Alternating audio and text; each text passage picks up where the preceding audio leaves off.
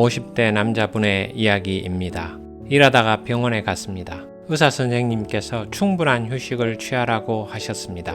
각박한 세상에서 먹고 살려다 보니 쉴 수가 없습니다.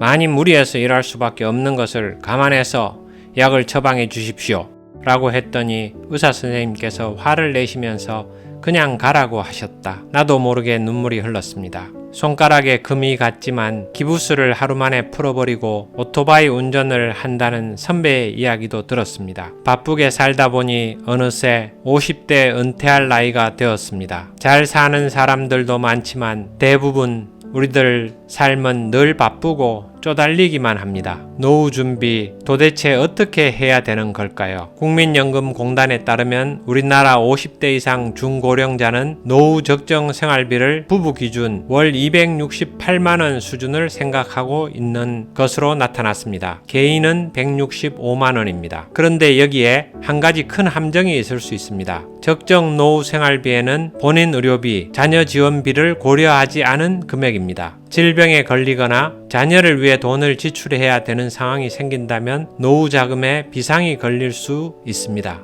은퇴 생활에 복병이 될 수 있는 의료비와 자녀 지원비를 어떻게 관리하면 좋을지 같이 생각해 봅니다. 국민건강보험공단에 따르면 65세 이상 고령자의 1인당 연간 진료비는 448만원입니다. 이는 온 국민의 1인 평균 진료비인 153만원보다 2.9배 많은 금액입니다. 나이가 들수록 병원비가 훨씬 많이 든다는 것은 통계 수치를 보지 않더라도 다들 알고 있습니다. 실제로 아파도 치료받지 못하는 노인분들이 있어서 통계 수치는 우리들 생각보다 더 작게 나오는 것일 수도 있습니다. 평균 금액이니까 실제로 병원에 잘 안 가시는 건강한 노인분들도 계시니까 실제 아픈 개인이 부담해야 되는 진료비는 훨씬 더 큰 금액일 수 있습니다. 노후에 필요한 자금은 생각보다 훨씬 많을 수 있다는 것입니다. 병원비도 문제지만 특히 노후에 많은 분들에게 찾아오는 불청객이 있습니다. 치매입니다. 치매는 돈도 많이 듭니다. 2020년 대한민국 치매 현황을 보면 치매 환자 1인당 연간 관리 비용은 2,072만원입니다. 사전 준비를 하더라도 가족 모두에게 커다란 경제적 타격을 줄 수 있습니다. 무엇보다도 치매의 경우에는 본인이 준비한 노후 준비를 모두 무너뜨린다는 문제점이 있습니다. 결국 노후 준비를 한다고 주식 부동산을 해서 돈을 많이 벌어두어도 치매라는 불청객을 만나면 그 모든 것이 무너지게 됩니다. 돈을 많이 벌어두면 무엇합니까? 쓸 수도 없습니다. 정신을 잊어버리면 준비한 내 돈도 연기처럼 날아가 버립니다. 그리고 나에게는 암담한 어둠만이 기다릴 수 있습니다. 노후에는 무엇보다도 건강 관리를 잘해 건강 수명을 늘리는 게 최선의 방법입니다.